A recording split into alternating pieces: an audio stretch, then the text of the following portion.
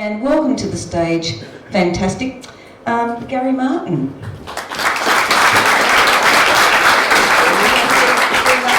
I think so.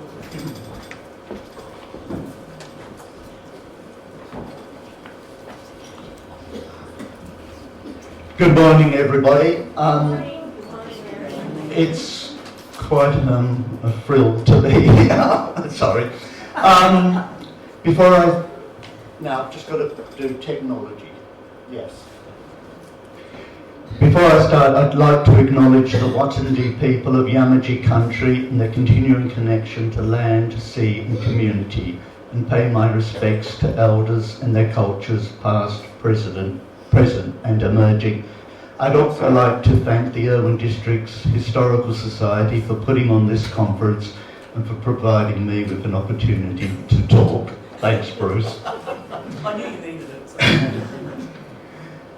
Volunteer-managed local history museums are a mid-20th century phenomenon created in praise of the pioneers, how they survived and remain relevant to the diverse audiences of the 21st century. For this talk, I will be referring to what we have been achieving at the Greenough Museum and Gardens. Now, I'm glad to know that the theme of this conference is Waves of Change, and we do live in very exciting times with massive changes in technology and the like. I'm not sure who's aware of AI, artificial intelligence. There's a few hands. Whether we like it or not, that's the way of the future, and that's, yeah. So, cheekily, I asked AI, what's the best museum to visit in Greenough? Surprise, surprise, the Greenough Museum and Gardens. Hey.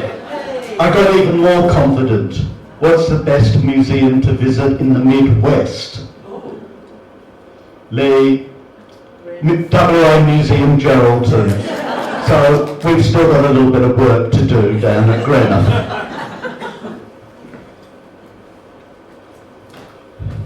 Now, look, we all know what a museum is, but I thought I'd just put that up as a reminder. A museum is a not-for-profit, permanent institution in the service of society that researches, collects, conserves, interprets and exhibits tangible and intangible heritage. Open to the public, accessible and inclusive, museums foster diversity and sustainability. They operate and communicate ethically, professionally, and with the participation of communities, offering varied experiences for education, enjoyment, reflection, and knowledge sharing. All really important words, but as you can see, I've highlighted the ones I'll be discussing this morning. Now, I don't know if there's any students here, but if anybody's looking for a thesis, the development of volunteer-managed museums in Western Australia would be a really good topic. It's very hard to find information. We do give credit to what was initially the West Australian Historical Society. I think they would have to be one of the first organisations in WA that seriously looked at history, heritage and the conserving of that. It was, as we all know, it was established in 1926 by the sons, daughters and grandchildren of the first and second generations of colonisers. As said, others know far more about the Society's history than myself. Rather than establish a museum, it fought for the preservation of buildings such as the Roundhouse in Fremantle and the Old Mill at South Perth. It gave talks, published journals and held temporary exhibitions of colonial artefacts. It then faced the challenges of the Great Depression and World War II, not good times to establish museums. I pictured two of the founding women of the West Australian Historical Society. Why? Because in WA it's all about connections. On the left, Martha Mary Farrelly, nee Mailey, the Vice President. She was the second daughter of John and Elizabeth Maley, prominent settlers at Greenough, whose house where she was born went on to become our museum. Mary was a social worker and promoter of healthy living, known throughout Western Australia as the Wheat Queen. You can find out more about this remarkable woman this afternoon in Heather Hunwick's talk. And on the right, Mabel, only daughter of John Wesley Bateman, prominent businessman at Fremantle. She married Henry Kennedy Maley, sixth son of John and Elizabeth Maley, in 1911. All three of her children were born in the Maley homestead and museum, where she resided until 1921, when she then went on with her husband to move to Subiaco. Wherever you look in Western Australia, you can find connections, and we need to develop those connections. To our shame, we haven't made that link with the Royals, but it's something we should work on. As I said, it's really difficult not only finding out how many volunteer museums are in WA, when they were established. From the little bit of research I did, we could see they really started in the 1960s, and then there were two peaks in the 1970s, which would relate to the WA sesquicentenary, and in the 1980s, which would again probably link to the bicentenary. And then we see a gradual decline, and I would not be surprised if that is the continuing pattern. Why the establishment of the museums in the 1960s? It was a period of prosperity with a rush to modernise at the expense of the old. One only needs to look at the dramatic developments of the Perth CBD. I would also argue that the development of historical societies requires, as well as prosperity, peace, pride of place or community, reluctance to change, i.e. nostalgia, and the need to remember one's ancestors, i.e. the pioneers. Also, it was a great period that allowed greater involvement of women, and at the same time the National Trust WA was established to protect our colonial heritage. Both organisations were very selective in what was preserved, mainly focusing on middle, upper class heritage. And right from the start there was a divergence with the historical societies setting up museums, while the National Trust presented their properties as furnished period homes and strongly resisted the alternative method of using them as museums. According to the National Trust, the definition of a museum is a place that labels objects. Unlike the UK, we don't have large homes that have stayed in one family over many generations whilst amassing vast collections. So here in WA, there could never be the same authenticity in refurbishing those homes for public display.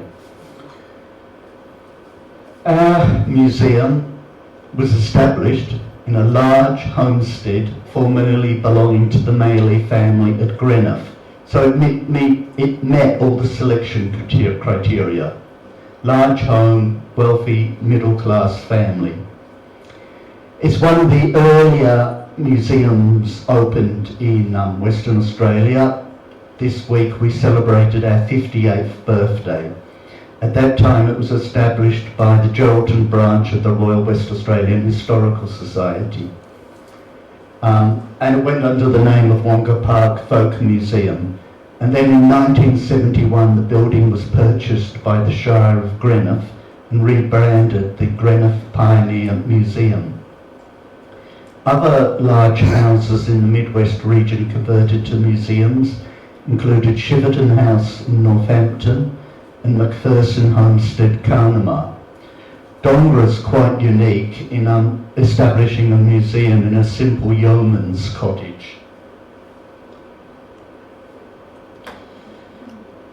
In the Midwest, the National Trust concentrated in preserving buildings at what was then known as the Greenough Hamlet. This culminated in 1985 with the opening of Cliff Grange. The house was filled with what the National Trust Furnishing Committee considered would be appropriate for a middle 19th century middle-class family. And again, this property was all about celebrating the pioneer. Cliff Grange was the spacious home of Thomas Clinch, owner of the Greenough Flour Mill. As already stated, our museum, only 4 kilometres away, was the much larger home of John Maley, owner of the Victoria Steam Mill. Why I bring this up is because I see it as organisations working in opposition, basically repeating the same subject matter to the public. Cliff Grange has been emptied of its furnishings and that for probably about 25 years. Our museum is still flourishing.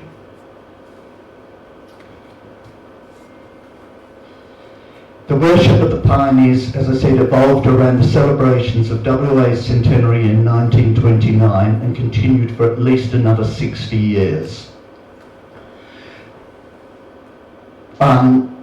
Highlighting probably with the bicentenary in 1988. Why I hark about pioneers? Because the basic definition of a pioneer is a person who is amongst the first to explore or settle a new area or country. And it's a very exclusive term. Surprisingly, the term pioneer or pioneering is frequently used in descriptions of museums. On Collections WA, pioneer is used 78 times. There are 72 entries on Inherit, the state register, with the name Pioneer, including 29 cemeteries, 16 parks, 7 museums and 20 other buildings and structures. As said, Pioneer is an exclusive term. There's no recognition of original occupiers of the land, no recognition of succeeding generations.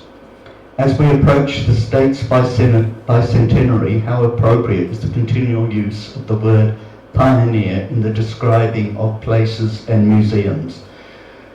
Hands up to anybody who notices the error when the... Yes, and that's from Main Roads. And that's in our collection. No, you can't see it, Bruce. Yeah. So we all need to move beyond using the term pioneer to maintain relevance.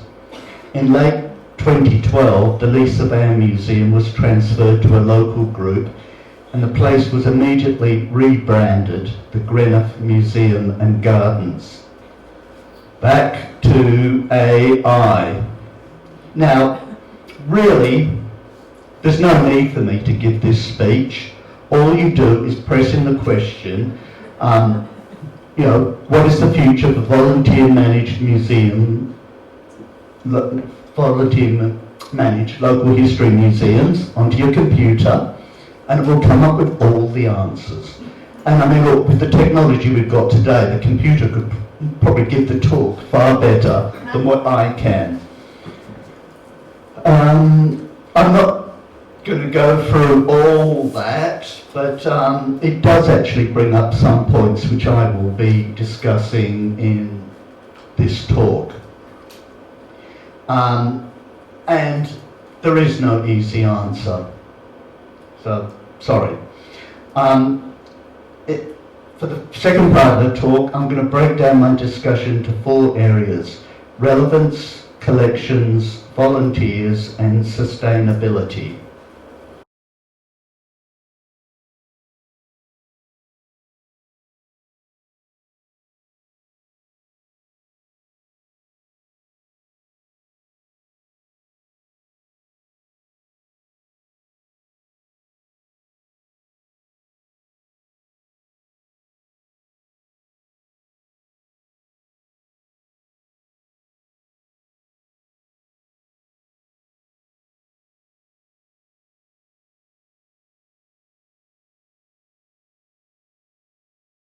The first part I want to talk about is inclusivity and Aboriginal history.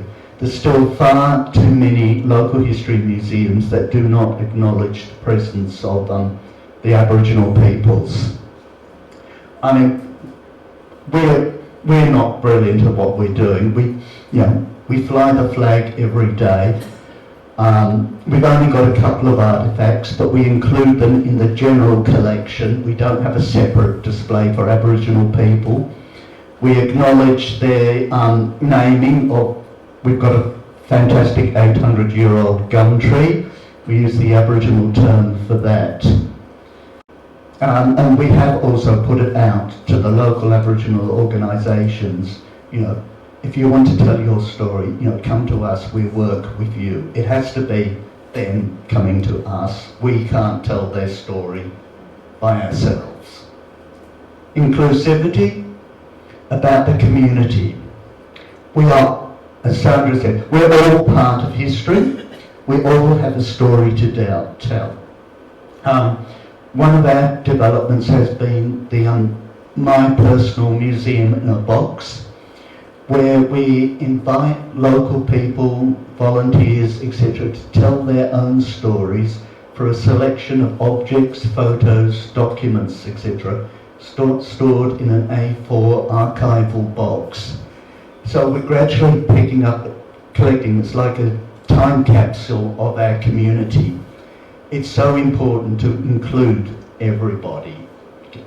We also involve the community through exhibitions, by asking members of the public to loan their precious items for temporary displays. Over the last 6 years we've had 2 exhibitions based on wedding costumes, which, as your women would know, they're always so popular. They bring in great crowds.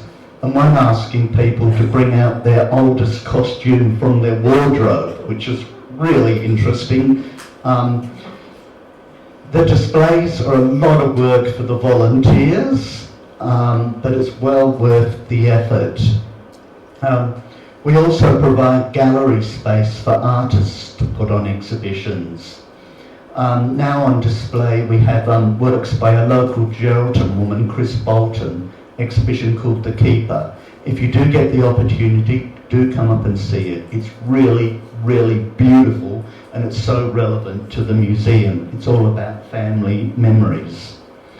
And in October, the Geraldton Tree Canopy Advocates will be having their 2nd annual exhibition at our museum.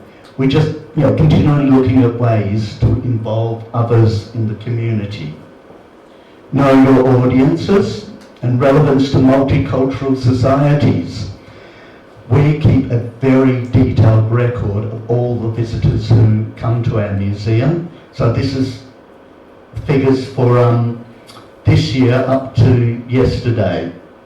So we know that at the moment 27% of our visitors are local, 39% from Western Australia, 27% from Australia, i.e.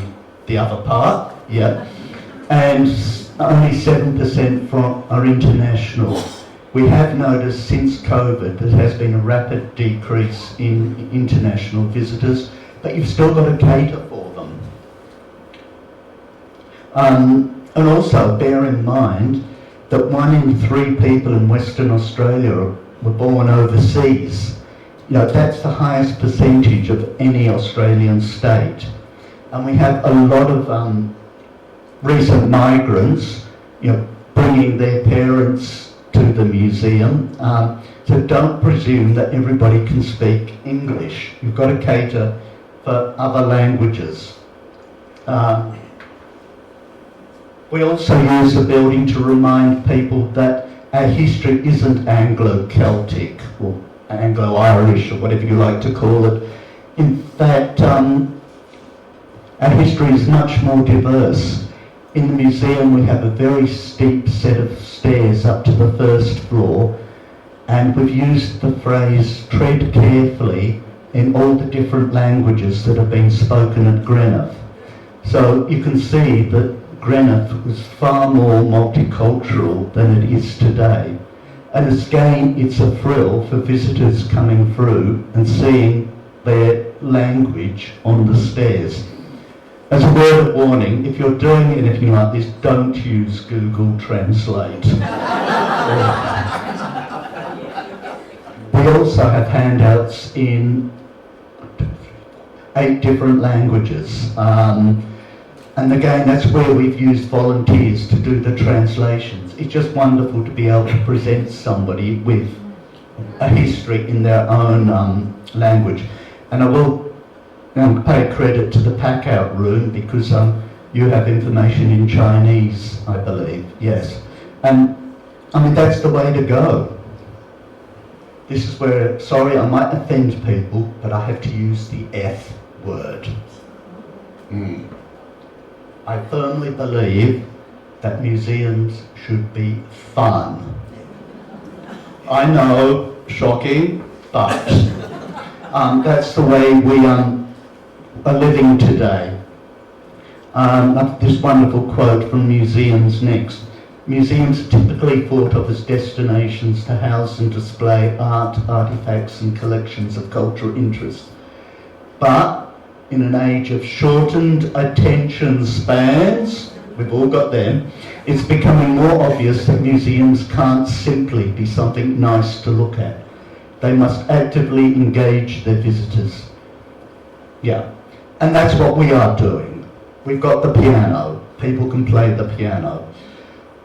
Sometimes I shudder when we have the school groups come through because, yes, the piano does take a hammering, but fortunately on one occasion the piano tuner was there and he said, don't worry, it's far better that the piano be used than not used. We've got drawers that people can look in. We've got cupboards of little hidden treasures. We've got dress-ups. We hold children's days at the museum. Let them, as I said, take over the museum. Again, it can be a bit hair-raising, but we've got to attract the young. And again, this week we had students that tall. I'm not much good with kids. Come through from Geraldton Grammar School, and I mean, they were just so enthusiastic. They had fun. They will remember. We've got to install the love of history in our youth. It's our only chance. We also include the children in the museum by asking them to put together their own museum in a box. It's a really great experience. Than having to learn that they have to give some of their treasured possessions and put them away for the future. But despite all that fun and activity, we also have to remember that it's important sometimes that museums provide quiet places. In this busy world, it's important to provide space where people can sit and enjoy calm. That's why we welcome people to visit the gardens anytime free of charge. They can bring a picnic, they can share the facilities. And we're now also using part of the museum as a memorial, honouring those people who have passed on but have provided invaluable service to our museum. Unfortunately, I can imagine that's going to become quite a bigger aspect, the way we're all going. The other thing about relevance is museums as memory triggers. It still plays a very important role, but how long will that last?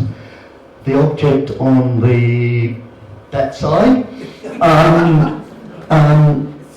yes, I know what it is. I have never seen it work. No. So for anybody probably under 50, it's just a meaningless object. The one on this side, yes, I do know what that is. I have actually used it. So that's got much more memorable, I guess much more memorable response. But probably for anybody born in the 21st century, that is just as antique and bizarre as that is to us. We've got to look at how do we reinterpret those objects so they become more than just objects.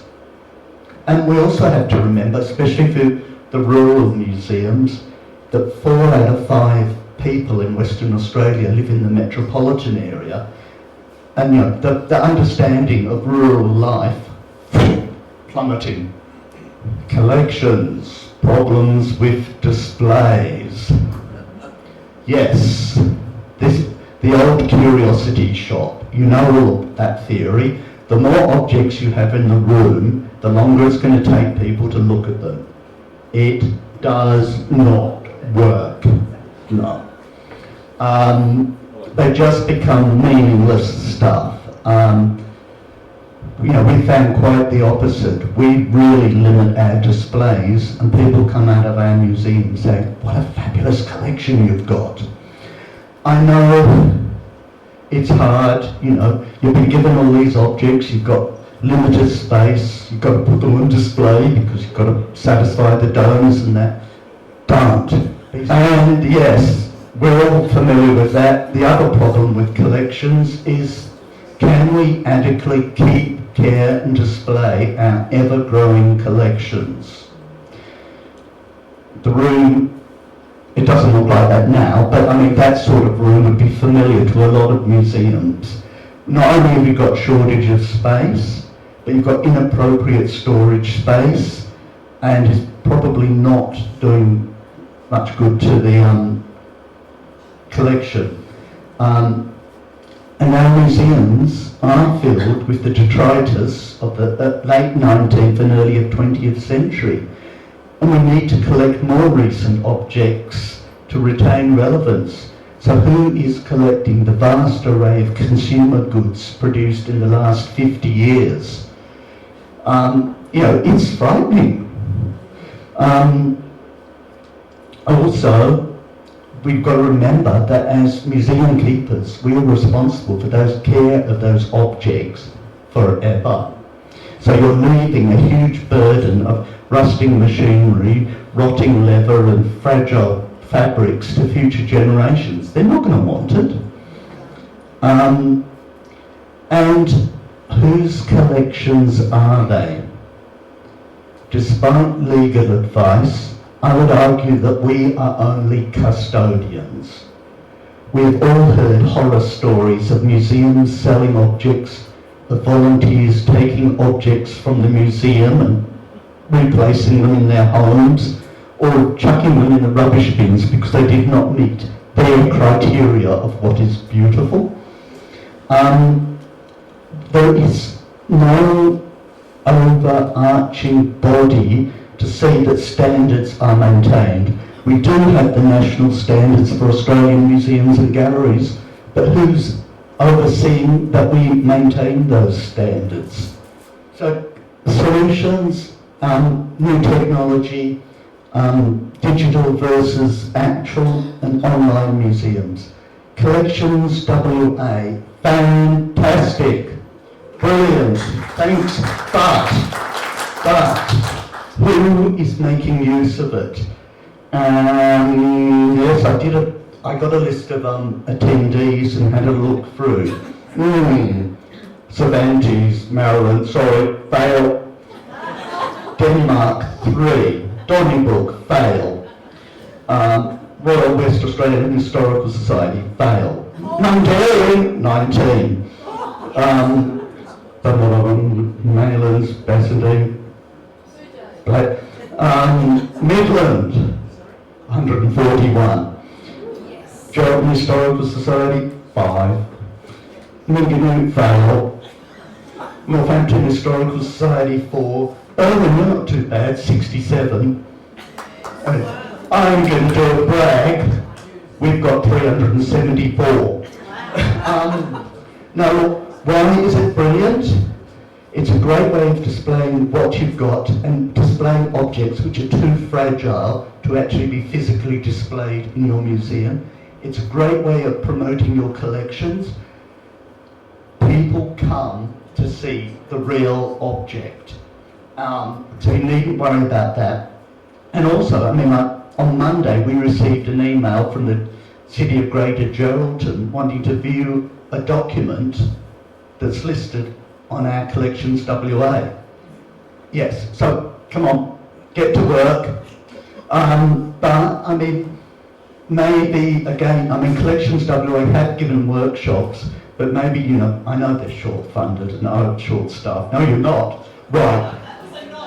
Yeah. But I mean, you know, maybe, you know, they have to get out and actually do more assistance physically on the ground with the museums. It's the same with significance. Do we know what's out in our local history museums? Do we know the state and national significance of objects in our collection? How many museums have undertaken significant assessment of their collections? You do need to understand what's important in your collection. What are the icons that will draw people in? Again, all the work is being done. You just, you've got to, I mean, we know that we have two items of Australian significance. One is a beautiful drawing there at the Golden Sheep Hotel at Greenock in the flood of 1888. Again, it's too fragile to go on display. The artist did two drawings. The other one is in the National Gallery of Australia. We have 10 items of state significance. I've displayed the Royce tip tray made about 1930 in Mora by Max Royce, but used at Greenock, and restored in 2016 by his grandson, Max Royce. It's on Collections WA, but that's an object you really have to stand in front of to appreciate its magnificence. So again, should we be lobbying the WA Museum to undertake significant assessment of all local museums to create such a register? We need to know what's of importance out in the state. I know some people are shaking their heads, but it's crucial for the future. We've got to protect our state treasures wherever they are. Same objects. How often do we visit museums and see the same objects? So there is that need for iconic objects to draw visitors in. Now, I'm going to be rude to Dongra. Yeah. Old police station, most impressive feature is the building. But there's a far better example, more complete, up at Greenock, 40 kilometres away. Russ Cottage. What's in Russ Cottage that we haven't seen anywhere else? But the outstanding feature for Irwin is the pack-out room. You've created a really unique museum, something to be proud of, something which will draw visitors in. And the same for Morawa. If you're interested in windmills, go to Morawa. They've got an amazing collection. We should be looking at this on a more regional basis. Should we be creating unique themed museums for each region? For example, in the Midwest, should Walkaway Station Museum concentrate on transport? Northampton on mining, Chapman Valley on agriculture. You know, there's plenty of themes out there. Look at your strengths, where we can go from that.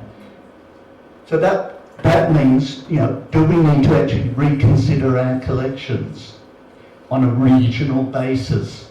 As I've said, one of our treasured possessions is the Royce tip card. But would it be more appropriate relocated to Walkaway, dealing with transport? You know, this is some serious considerations we have to think. We've all got into the habit, most of us, of returning objects to their places of origin, but should we go further than that and transfer objects to their place of relevance? Ah yes, the other problem, static displays. The National Trust and most history museums are reluctant to change displays once installed. And it's even a problem with the state-managed museums. I mean, displays cost a huge amount of money, labour, and that. And, you know, you've got them up and they're fantastic, and then they stay up. One of the biggest problems we all face is the common attitude that, oh, I don't need to visit the museum again. I was there 20 years ago and it's still the same. we've really got to look at changing displays. So, I mean, like, one of the ways we're doing is that we're getting rid of the really heavy display cases which require two people to lift up, and moving to much smaller display cases which one person can manage, small displays easily changed. So, if anybody wants a large display case, come see us. I'm going to skip that one because we're running out of time. This is the big one. Oh dear. Volunteers. They are our most precious asset of the museum. We don't exist without them. But where are we going to go? Because I'm afraid, the volunteering ethos is changing. People are too busy now to volunteer. You know, you're looking after the grandkids, you're attending this conference, you're busy travelling around Australia or the world. You know, we do everything we can for our volunteers. We provide them with home-baked morning tea. We provide them with musicians to entertain them. And I mean, we have fun, but it's still a struggle. We go to MEDAC, we go to Centrecare, we go to injury rehabilitation programs. I have overseas volunteers staying at the museum. I see Chapman Valley makes use of grey nomads as temporary caretakers. I don't know what the answer is for that. We're having to look at short-term based volunteers versus long-term volunteers. We're also probably going to have to look at sharing volunteers. I'm quickly rushing on to sustainability, finances, funding, increasing costs. Need to remember that although we may think otherwise, museums are not essential, they're in fact a luxury. We need to, again, keeping really adequate, correct records of our admissions. I'm really proud to say that this year, for the first time, our donations, 46%, are actually higher than our admissions, 45%. And if we include, we get funding of 11,800, so it's really about a third. That's the sort of basis all museums should be going towards. We're going to have to look more at the American system where museums are funded through bequests. Because this is the problem. Do we have too many museums? You're not all going to survive. And who's going to take over your collections? Maybe you're thinking of local government. But, unless you can prove your value through, like the admission figures, to the local government, they're not going to do it. WA Museum? Well, no, I can see severe shaking of heads. But what's going to happen to those collections? This is a really serious problem we are going to be facing, I reckon, in the next 20 years. To survive in this rapidly changing world, we all need to work together. I would argue that we need one overarching body to lobby for volunteer-managed museums. At the moment, we've got the Royals, we've got Amaga, we've got, WA Museum, we've got the Library, we've got the National Trust. We've broken up into too many splinter groups. I think if we had one sort of total volunteer-managed museum organisation, be a far stronger position to lobby local governments, to lobby state governments. We will need support from those sort of organisations. Back in 2013, we were asked to choose 3 words to describe our museum. We chose engaging, evolving and enhancing, and I think those words should also apply to every other volunteer-managed museum. Thank you, ladies and gentlemen.